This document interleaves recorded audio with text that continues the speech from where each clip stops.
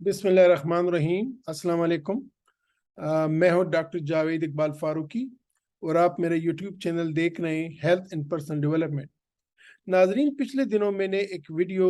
Share की थी कि जिसमें बताया था कि किन लोगों को हेपेटाइटिस बी और हेपेटाइटिस सी की स्क्रीनिंग करवानी चाहिए और किन लोगों को ये रिस्क हो सकता है कि उनको हेपेटाइटिस बी हेपेटाइटिस सी हो। इसके फॉलोअप में मुझे बहुत से सवाल आए थे कि सर इसको ज़रा मज़ीद तफसीलन बता दें और चार्ट की मदद से हमें समझाएं कि वो कौन से मरीज़ हैं या वो कौन सा ग्रुप है कि जिनको स्क्रीनिंग ज़रूरी है और स्क्रीनिंग कैसी होगी और क्यों करना चाहिए। तो आज की वीडियो में मैं इन बातों को एक दफ़ा फिर तफसील से बताने की कोशिश करूँगा। तो नाजरीन, ये मैं आपको कुछ स्लाइड्स की मदद से समझाने की कोशिश करता हूँ कि जो मुझसे पूछा जाता है कि क्या मुझे भी हेपेटाइटिस बी या हेपेटाइटिस सी हो सकता है और क्या मुझे स्क्रीनिंग करनी चाहिए कि नहीं करनी चाहिए। तो अ, इस सिलसिले में तीन तरह के हाई रिस्क लोग हैं कि जिनको अपनी हेपेटाइटिस बी या हेपेटाइटिस सी की स्क्रीनिंग करवानी चाहिए। पहला ग्रुप तो वो लोग हैं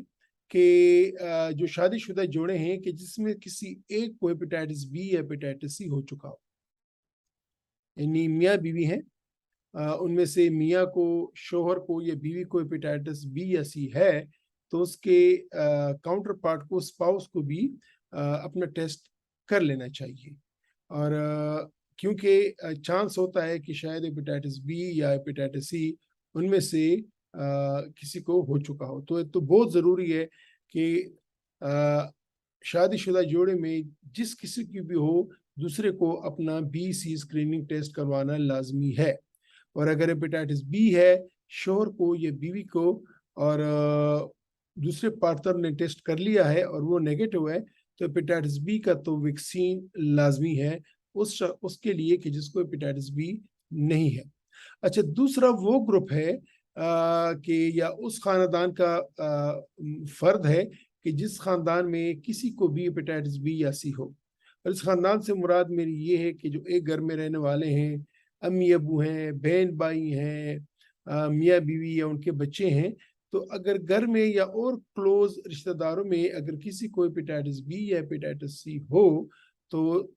तमाम अफराद पे लाजिम है कि वो अपना हेपेटाइटिस बी और हेपेटाइटिस सी का टेस्ट करें। और जो नेगेटिव हो तो चाहे घर में हेपेटाइटिस बी का मरीज ना भी हो फिर भी सबको हेपेटाइटिस बी की वैक्सीन तो लाजमी लगानी चाहिए, क्योंकि हेपेटाइटिस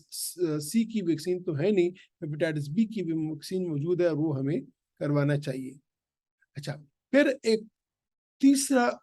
ग्रुप या तीसरे दर्जे में वो लोग आते हैं जो उस इलाके में रिहाइश पजीर हैं जहाँ हेपेटाइटिस बी या सी के मरीजों की तादाद ज्यादा हो।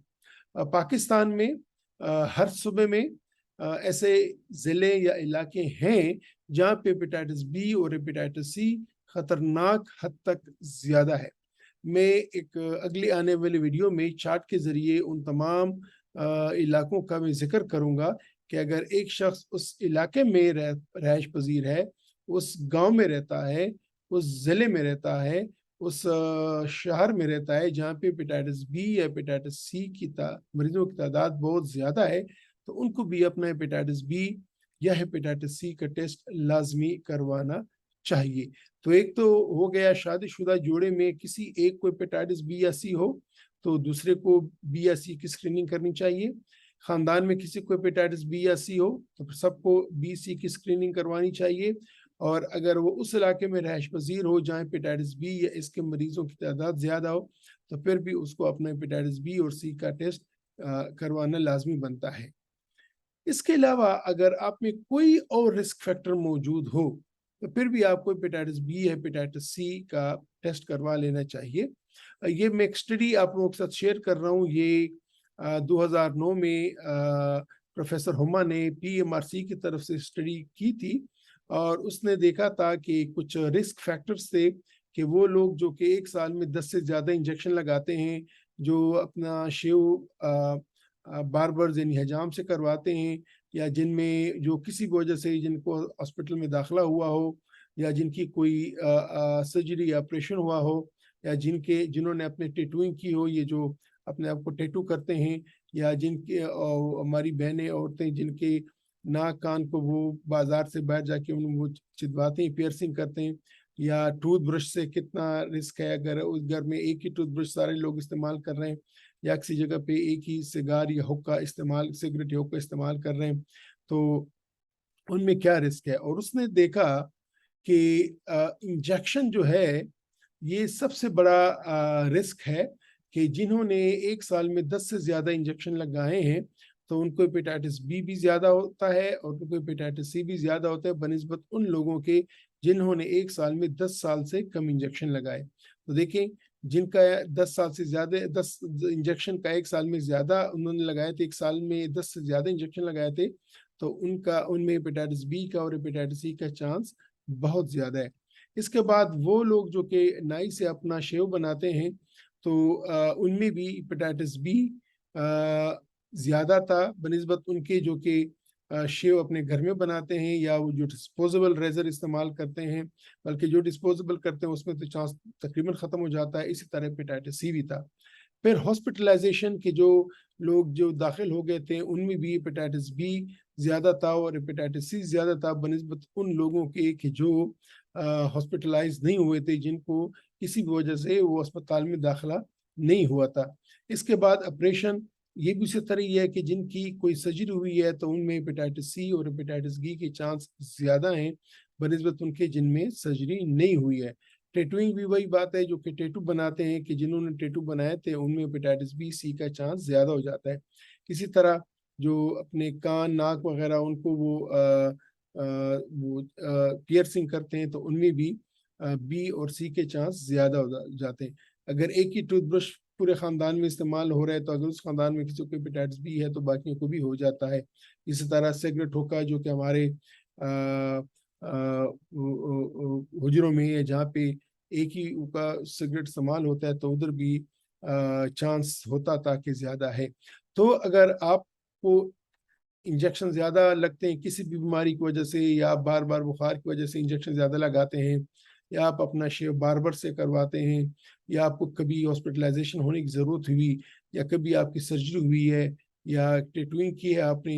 या आपने बाजार से ये नाक कान की पियर्सिंग की है, या आप घर में एक ही टूथब्रश इस्तेमाल करते हैं, या ये हुक्का करते हैं, तो आप फिर हाई रिस्क ग्रुप को बिलोंग करते हैं और आपको अपना बी और सी का टेस्ट लाजमी करवाना चाहिए। इसके अलावा अगर एक ही तरह ये नाखून तराश या एक ही कंघियाँ वगैरह घर में इस्तेमाल होती हैं, ये एक और रिस्क है कि जिसमें हेपेटाइटिस बी सी घर के दूसरे अफराद को हो सकता है। आखिर में मैं बोलूँगा कि अगर कोई भी रिस्क फैक्टर नहीं है, कोई भी रिस्क फैक्टर नहीं है, फिर भी खुदारा ज़िंदगी में एक बार हेपेटाइटिस बी और सी का टेस्ट ज़रूर करें, क्योंकि ये एक खामोश कातिल है और जब पता चलता है कि किसी को हेपेटाइटिस बी या सी हो, तो उस वक़्त ये अपने जिगर को बहुत ज़्यादा नुकसान पहुँचा चुका होता है। नाज़रीन, मेरे ख़्याल में आज की वीडियो में मैं ये बताना चाह रहा था कि वो कौन से लोग हैं कि जिनको अपने हेपेटाइटिस बी और सी का टेस्ट करवाना चाहिए। इंशाल्लाह अगली वीडियो में मैं उन इलाकों का ज़िक्र करूँगा कि जिनमें हेपेटाइटिस बी सी ज़्यादा है और अगर आप वहाँ के रहने वाले हैं तो आपको लाज़िमन अपना टेस्ट करवाना चाहिए। शुक्रिया, मिलते हैं इंशाल्लाह फिर किसी दूसरे वीडियो में।